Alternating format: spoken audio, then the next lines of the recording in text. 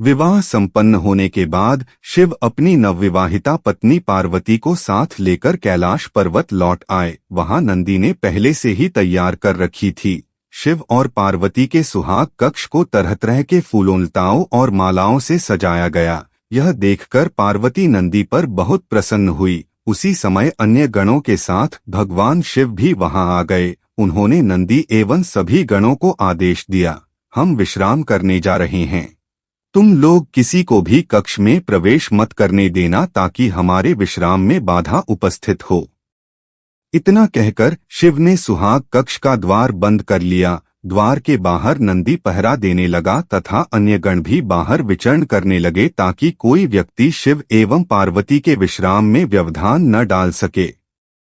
शिव के विवाह का समाचार पाकर असुरों का राजा तारकासुर प्रसन्न हो उठा। उसे प्रसन्नता इस बात से नहीं हुई कि शिव विवाह बंधन में बंध गए हैं, बल्कि इस बात से हुई कि शिव विश्राम में रत हैं और अब उसके उत्पातों को रोकने वाला कोई नहीं है।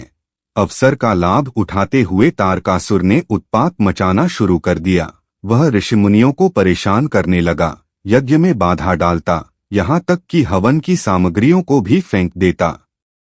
देवताओं को तरह तरह से सताने में उसे आनंद आता था। देवता तारकासुर के उत्पातों से त्राहि कर उठे। तारकासुर ने देवराज इंद्र को पदच्युत करके इंद्र का सिंहासन छीन लेने का निश्चय किया। देवताओं को जब उसके इस निश्चय का पता चला तो वे चिंतित हो उठे। तारकासुर यदि देवराज बन जाएगा तो फिर देवताओं को उसका सेवक बनकर रहन पड़ेगा तथा तीनों लोकों में असुरों का आतंक व्याप्त हो जाएगा। इस स्थिति में धर्म का अंत सुनिश्चित है। इस भयावह स्थिति को देखकर देवता सृष्टि रचयिता ब्रह्मा की शरण में पहुंचे। सभी ने ब्रह्मा जी से प्रार्थना की, भगवान अब आप ही हमें बचा सकते हैं तथा धर्म की रक्षा कर सकते हैं। तारकासुर के कुकृत्यों पर अंकुश लगा पाना मेरे भी वश की बात नहीं है। यदि यह कार्य कोई कर सकता है तो वे स्वयं शिव हैं। आप लोग उनके पास जाइए और उनसे प्रार्थना कीजिए। ब्रह्मा जी ने देवताओं को परामर्श दिया। सभी देवता शिव से मिलने चल पड़े। वे जब शिव के सुहाग कक्ष के पास पहुंचे तो नंदी ने उन्हें वापस जाने को कहा। तब देवताओं ने नंदी को तारकासुर के उत्पातों के बारे में बताते हुए कहा कि शिव को सूचना दो, हमारा उनसे मिलना अत्यंत आवश्यक है। देवगण क्षमा करें, मैं यह नहीं कर सकता हूँ। स्वयं शिव ने मुझे आदेश दिया है कि मैं किसी को उनके विश्राम में व्यवधान न डालने दूं। मैं न तो उन्हें आप लोगों के बारे में सूचना दे सकता हूँ और न मैं आप लोगों को उनसे मिलने दूंगा। देवताओं ने देखा कि नंदी तथा अन्य गण उन्हें किसी भी स्थिति में शिव से नहीं मिलने देंगे तो वे विष्णु के पास पहुंचे। विष्णु ने देवताओं को परामर्श दिया कि वे मिट्टी का पार्थिव लिंग तैयार कर पंचाक्षरी मंत्र का जाप और शिव का आवाहन करें। देवताओं ने मिट्टी से पार्थिव लिंग तैयार किया और हर हर महादेव का उच्चारण करते हुए वे पंचाक्षरी मंत्र का जाप करने लगे। देवताओं के जाप का स्तर शिव के सुहाग कक्ष तक पहुंचा। शिव ने जैसे ही अपने नाम का उच्चारण सुना, व्याकुल हो उठे। शिव की व्याकुलता देख पार्वती ने पूछा, प्रभु क्या हुआ? आप अचानक व्याकुल क्यों हो उठे? भगवान शिव ने कहा, मेरे भक्त मुझे बुला रहे हैं देवी। पार्वती ने पूछा, कौन है ये भक्त? क्या अभी तत्काल जाना आवश्यक है?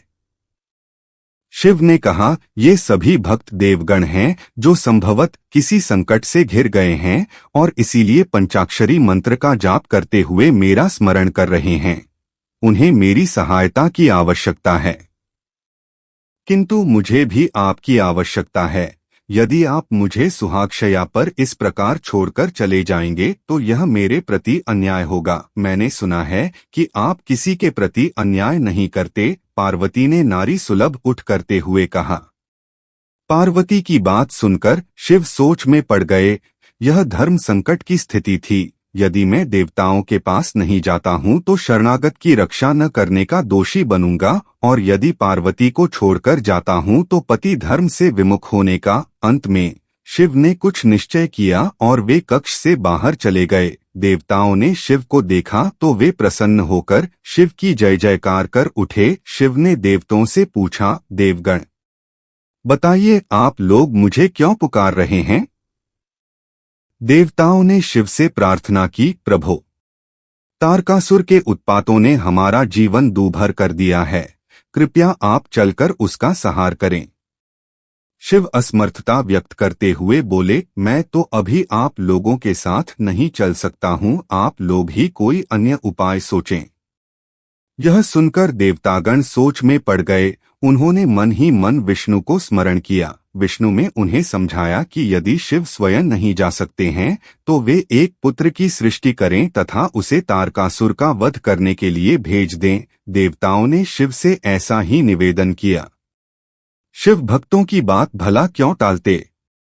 उन्होंने तत्काल अपना वीर्य अग्निकुंड में छोड़ दिया। उस वीर्य से एक बालक का जन्म हुआ। ब्रह्मा ने स्वयं प्रकट होकर उस बालक की कुंडली बनाई तथा उस बालक का नामकरण किया कुमार स्वामी। इसने कालांतर में असुरों का वध कर देवताओं को संकट से मुक्ति दिलाई।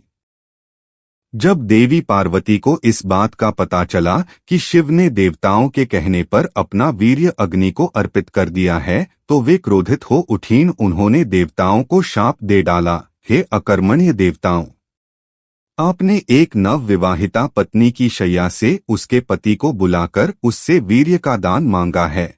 मैं आप सभी को शाप देती हूँ कि आप कभी संतान सुख प्राप्त नहीं कर सकेंगे। देवी पार्वती के शाप से सभी देवता थर्रा उठे।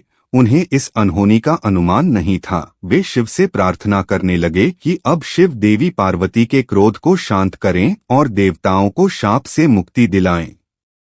शिव ने देवताओं से कहा, मैं इस संबंध में कुछ नहीं कर सकता। इसके लिए आपको देवी पार्वती की पूजा अर्चना करके उन्हें प्रसन्न करना होगा।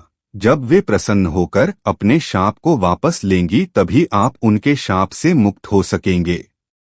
देवताओं ने देवी पार्वती को प्रसन्न करने के लिए तप आरंभ कर दिया। अंततः देवी पार्वती देवताओं के सामने प्रकट हुई और देवताओं को क्षमा करते हुए उन्होंने कहा, जब मुझे और शिव को संतान की प्राप्ति हो जाएगी तो आप लोग शाप से स्वतः मुक्त हो जाएंगे। इसके बाद समयानुसार शिव एवं पार्वती को 21 पुत्रों की प्राप्ति हुई जो शिव के विभिन्न गण समूहों के गणाधिपति बने और इसके साथ ही देवताओं को भी शाप से मुक्ति मिली।